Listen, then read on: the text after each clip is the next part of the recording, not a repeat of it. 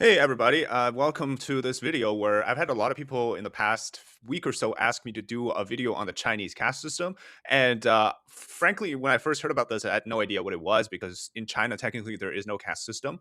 But in reality, there is a caste system. So I'll just dive into it. This is like basically I believe this came from Indian X.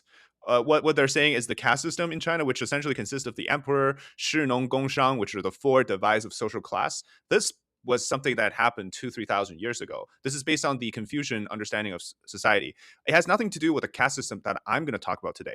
But just to kind of clarify what this system was really about, this system wasn't built on discrimination. It was built on the idea that with these four different classes, it creates social harmony with the emperor presiding over an age where the utilization of each class would create a harmonious and prosperous society, right? The idea is that you have shi, which are essentially scholars, professors, people with knowledge. These are administrative and government officials. You have nong, who are the farmers, which creates the source of food and agriculture and livestock.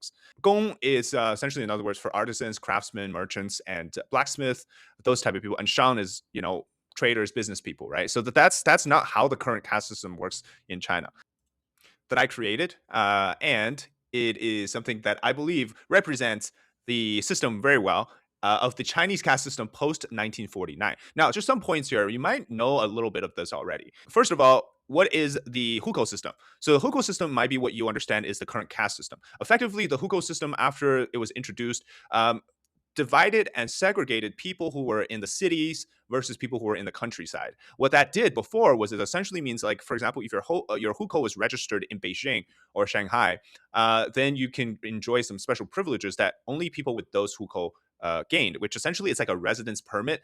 Kind of like how another example or the equivalent of this would be, uh, let's take the scenario that you're from Ohio, right? And you wanted to move to New York City to start a new life. You couldn't do that in China. So you couldn't go from the countryside and move to Shanghai or Beijing and easily blend into the part of town because you didn't have the right registration for where you were born. And so there's some things with, like, for example, if you want to buy a home there or you want to rent, you want to go to schools there, you wouldn't have to been able to get the benefits of that city if you had a rural hukou. Now, these were changed in the last few years. So the system went through a dramatic change in which, because of the current situation in China with the economy doing badly, consumer confidence is low, they've reduced the requirements or restrictions on your school and work insurance and where you can go to school. So it's now easier for the rural population to move to urban areas. Again, the reason is because of the bad performing Chinese economy. There's no productivity, there's no money, there's no flow. And also because they need as many people as they can get into the workforce, that it's a false sense of reform, as I call it here. Okay, so having understood that, here is the hierarchy. At the very top, instead of having the emperor, you have Xi Jinping and all the CCP elite family. So if you're a Beijing central government official, you belong to one of the top elite factions. For example, the Jiang faction, the Xi faction, the Yang, not the Youth League faction. There's also some other ones, like you have the Tsinghua University faction. You got the Shanghai cliques, which is the Zhang faction. You got the um, Fujian cliques, which is part of Xi Jinping's. Regardless, these are just some of the established elite families that replaced the emperor at the top. Okay, now even though Xi Jinping doesn't officially have the title of emperor, he does view himself as one, right? If you've seen photos of him sitting on that chair when he is meeting with people, that chair is essentially like the dragon chair or the dragon throne that emperors would sit in. So he does see himself as that. But because the CCPs obtaining power through what I would consider is illegitimate means. Whereas, after they fought the KMT in the Chinese Civil War, they really retained most of their forces because the KMT had been the main fighting force against Japan. So they had more power and they basically, defeated the weakened KMT. And even then, they don't dare to enter the Forbidden City, right? They set up their government compound outside of it in Zhongnanhai. So in terms of the importance of today, how the system was created in post 1949, the general understanding of the emperor type of status is not hasn't changed. It's just now they're called CCP elites, right? With whoever's in power, obviously acting as, with Xi Jinping in particular, he's concentrated so much power. So that's the CCP elite families. And then below that, just a tier below, you have the local officials who are part of the townships, county level, local little smaller cities, even in villages. These officials, even though they don't have so much power, they still are like literally the most powerful people. And across these two levels, between the CCP elites and the family, are probably, I would say, 99% of the corruption in China, right? Every single CCP official is corrupt, and every single one of them you can find corruption charges on. So it just shows you also the wealth accumulation between these two levels versus the rest of the hierarchy is just so great. That's why I put a little gate here, just to show you that you cannot enter this hierarchy here um, unless you have connections and unless you were really, really lucky, or you had this prior association. So, for example, to become a member of the CCP elite family, it's essentially a birthright in the sense like, if you're born to one of the top elites, then you're a princeling. And then the chance of you becoming a top elite later, a CCP official, even the paramount leader, much higher chances than somebody who doesn't have as much connection. If you're just a second generation offspring, you're called the second generation red. Or if your dad was a revolutionary elder like Xi Jinping's dad was, then you're much more respected, and the chance of you succeeding in climbing through the ranks is much higher. You are, if you were the son or the grandson of, say, Mao Zedong, you will be respected in ways in which somebody else, even though they may be in power, you still have a lot to say. And then also there's a huge discussion on seniority within the CCP. Elders play a huge role. Elders have their own factions. Just a lot of those interpolitics plays that I won't get into. But you understand the point, right? It's that these people have their own sort of line of succession, no different than the emperor would. The emperor would have in their lineage. Okay, so then below that level are the white gloves. So that might be a term you're not too familiar with. So the white gloves are essentially the top businessmen in China, right? Kind of like the Jack Ma is the prime example of this. Even though he is a billionaire, he is super rich. He is quite powerful at one point. He had the Ant Group, he had Alibaba. He was effectively like Jeff Bezos in China, right? But when the CCP ordered him to stand down, ordered him to disappear, look what happened to him. He went from a very vocal, critical, almost critical, I wouldn't say fully critical, almost critical of the government to now being a non-existent person, and his company has been effectively sold off. His wealth has been stripped. These are the people who acted as the white gloves, the personal financial butlers of the elites. How it works is, so for example, in China, the financial and technology sectors, right? You trace the people at the very top of it, you will find that it always links back to one of the elite families. If you look at the entertainment system, the entertainment industry in China and Hong Kong, it was run by Zheng Qinghong, which is a close ally of Jiang Zemin, who basically controlled, and the younger brother of Zheng Qinghong, so Zheng Qinhuai, was the one who controlled the entertainment system. I keep calling it system, but it was basically the entertainment industry. If you're looking at, say, anything to do with mining or chips or just any industry you can name, at the very top is one of the members of the CCP elites. So these white gloves effectively are managing their money. They're laundering money in many cases, though if you're the big guys with public names or public faces like Jack Ma, you're not doing that so publicly. But the point is, they are the frontmen of the CCP elites. They're essentially like the wealth managers, All right, so this is where it kind of separates to uh, the visibly rich, the visible elites to those of the non-existent population, right? So then you have something called, what I like to call, is the urban slaves. These are the people who have a white collar job that have a high income relatively to the rest of the country. These people have stable jobs in one of the uh, biggest cities in China, for example, in Beijing, Shanghai, Shenzhen, Chongqing, and yeah, pretty much these four cities. And they could be looking at making a decent wage, something like 500,000 yuan a year, maybe even 1 million yuan a year. They could be the CTOs, the CFOs, even maybe some smaller CEOs of different companies in China. And this group is quite unique because this would be what you would traditionally call the upper middle class, right? But in China, I still don't believe the existence of a middle class, because it's either you're rich and powerful or you're just one of the low class. But this group is quite interesting because this is the product of the reform and opening up, where you have people who, like, currently, if you're looking at the Chinese economy, right, there's still people who have money. It's just the vast majority. So there's a huge wealth gap, right? This group is, like, I would say 1 to 2 or even 3% of the overall population. And it honestly, between these four parts of the pyramid, that's less than 4 to 5% of the overall Chinese population, right? Okay, now the next one are most majority of the Chinese populations, these two here, the urban workhorses and oxes, which is a term that Chinese people call themselves because they're expendable. This group plus the rural population makes up 95% of the population, possibly even higher. Now, 95% of the population here, they're being controlled, being brainwashed. They're essentially bugs that the elites could stamp out at any given time. Take any social event that happened in the past 30, 40 years. every single time you can see that the result is the same. The people at the bottom, the ones who actually suffered, are oppressed by the government, oppressed by the local officials, and the same story repeats it over and over again. The rural population, which consists of, I believe, 40%, maybe a little bit less now, of this 95% population. So you're looking at maybe 400 to 500 million people in China who are rural. Now, this is kind of like what you would traditionally be considered. This is like the peasant class. But let me just tell you now, the peasant class really comes from, I don't think I spelled that right, right? Peasants. Anyways, okay. So some of the videos you might see online, like for example, this one here. There's just a random video online that you can see, like some right, the police not to confiscate the his scooters because he needs it for his job. You often see people kneeling on their knees, begging the cops, those kind of things, right? This is stuff that's quite common. So how does that work with the caste system? Where does that fit in? Well, it's very easy actually. This type of people that beg on their knees, and even including the police that are not on their knees, those are the people that still belong to this urban workhorse and oxes class. Like they're not escaping this, right?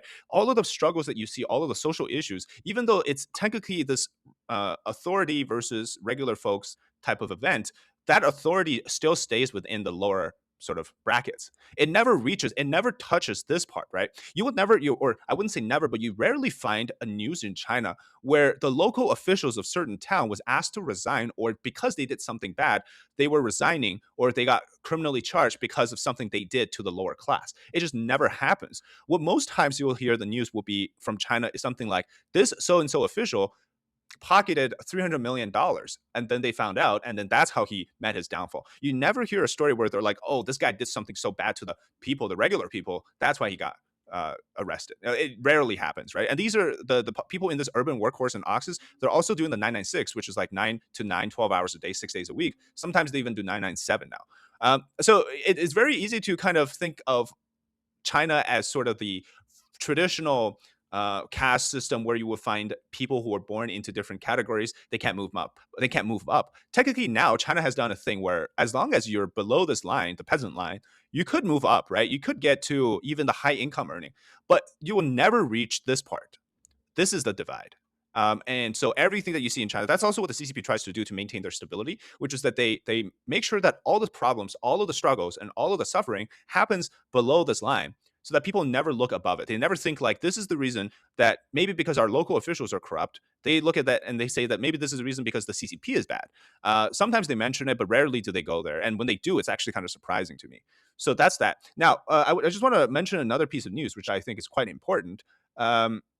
Is what's happening here. Now, even though we mentioned that the CCP is creating conditions in which people could never, leave their caste, right, their class, there is a way in which the Chinese people have rebelled, and that is not engaging with the CCP on its calls, its political calls. Remember, I said that this population of the workhorses, they have to be brainwashed and controlled into doing what the CCP can do or wants them to do, so that they can funnel the money upwards, right? But right now, this news just came out: domestic demand predicament, 100 million people in China burdened with debt, hindering economic recovery. According to Bloomberg report, in recent years, non-performing consumer loans, including credit card debt and mortgages, have surged among mainland Chinese consumers. An estimated 100 million mainland consumers are currently mired in personal debt, accumulating over 2 trillion yuan, or this is around 10 trillion new Taiwan dollars, which I don't know what it is in it's probably or maybe $300 billion. Anyways, this severely undermines the mainland government's effort to boost domestic demand and threatens the pace of China's economic recovery. The report, citing an analysis of financial reports from 26 banks by research firm Jaffa Longzhou, revealed that non-performing household debt in mainland China surged by 21% last year, reaching at least 2.22 trillion yuan. An analysis by the Zhejiang University Institute of Finance also estimates that mainland financial institutions may need to handle between 2 trillion to 3 trillion yuan of personal non-performing debt annually. Okay, so this is an issue that China has to deal with, right? The Belt and Road also has a lot of non-performing loans because they're literally lending it to the countries who can't pay it back. Then you have people in China who are told for so many years, like, let's just go back to this graph for a second. For so many years, right, the people at the top have been telling the peasants down here to buy house, to invest in a home, to engage with the Chinese economy because we're doing so well. All of the money, even though these people rarely see it, maybe the urban slaves did, but most of the money they don't see it. But they're just been brainwashed into saying that you got to invest in the real estate. That's like 30% of China's economy. You got to do that. You got to live in a house. You got to engage. China's economy is doing great, and so when they did that now after COVID, which basically things just went into a mess in that.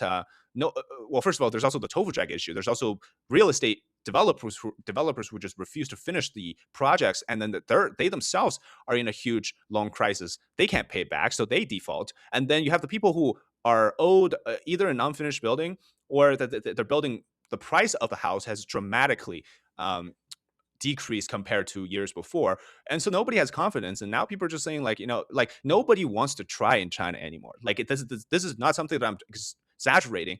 It's simply true. And then you have another story of young people, because young people are a huge issue for the CCP too, in the sense like they're not doing things and they're not contributing. They don't have a future. They know that, so they don't contribute, right? They're lying flat. China's economic downturn has led to a surge in young people cutting up their credit cards. They don't want to owe banks money anymore. Recently, posts about a credit card cutting frenzy among young people have appeared on Chinese social media. Besides the fact that credit cards have become a niche payment tool, another major reason is that given the sluggish economic environment, they don't want to owe money to banks anymore. Statistics show that as of the end of March, the number of credit cards and debt credit hybrid cards issued in China totaled 687 million yuan, representing a cumulative reduction of approximately 120 million cards since the historical peak in the third quarter of 2022. That's basically when zero COVID ended, right? People thought that that's when the economy is going to bounce back. It didn't happen. Considering that the overall credit product penetration rate among young people in China has reached 86.6%, decluttering credit cards has become a major financial management choice for an increasing number of young Chinese people. This, again, translated, recently a post about a Korean girl on Chinese social media sparked discussion. In the screenshot, the poster claimed that a Korean girl said, "This was the best summer since she became an adult. This year, she found a job, invested her salary in the stock market, earned about 5 years worth of salary, and when flight tickets went on discount, 1 week's salary could support a trip to a sea island." On the street, people suddenly stopped what they were doing in their hands and hugged each other, cheering, and she said that she was very happy with an illusion of a human golden age. Below the screenshot, there were many comments saying the free sanitary pads they fought for will also start being implemented in half a month. So what basically happened was all it was really is just a random post made apparently on a Korean forum by a Korean girl, and this her encounter, her recounts basically made it onto a Chinese forum, and then people started comparing like what would a Korean passport get you versus a Chinese passport. How much money does it take for a Korean girl to live normally compared to a Chinese girl? What does a Korean girl spend money on? There's people saying that, oh, she's spending money on working out, gym membership, makeup, watching a concert, and then her stocks are flipped 3 times. She buys a house and she doesn't need to give birth to a child. And then another set. So this is the first screenshot, right? Let me see here. Oh yeah, so this one is the Chinese version. It says the Chinese girl's version. This has been the darkest summer in her entire life growing up. Her parents both lost their jobs. The stock market in China all collapsed. Her normal hourly rate is 25 yuan an hour. The VPN she had used for 8 years has been censored. Has been the cost of the fuel cost for an airplane is 500 yuan, and the visa that she has, I don't know what this means. The visa has 200 sheets of paper. It says her visa got denied, and then on the streets as she was walking, a car rams into a crowd of people. She almost died herself. So it's kind of like, I guess the point of this post that got people thinking is, even though they're both Asian countries, just so different in terms of their destiny or in terms of how they live. And that's the reality for many in China, just complaining about the current situation, right? Last but not least, this one's also interesting. So this is a post that says, is there any character who appears on the screen feeling like an expert only to get instantly taken out the moment they show up? And so this was actually talking about Cristiano Ronaldo because of his current performance in the World Cup. And then someone posted the Chinese labor law, the People's Republic of China labor law, as something that once it rolls out, people think that it's going to be authoritative, it's going to be followed, and then nobody actually follows it. People go back to the 996 in China because in China, labor is cheap. Labor is not considered a valuable resource, and therefore they can charge however low they want, and people are willing to work for it because there's so many people. The lack of opportunity, so that people just deal with it. All right, thank you very much for watching this episode of me talking about the Chinese caste system that the CCP created. If you agree with my assessment, or if you have some other inputs, please let me know in the comments. Love to read it and hear from you. Thank you very much for watching. We'll see you next time.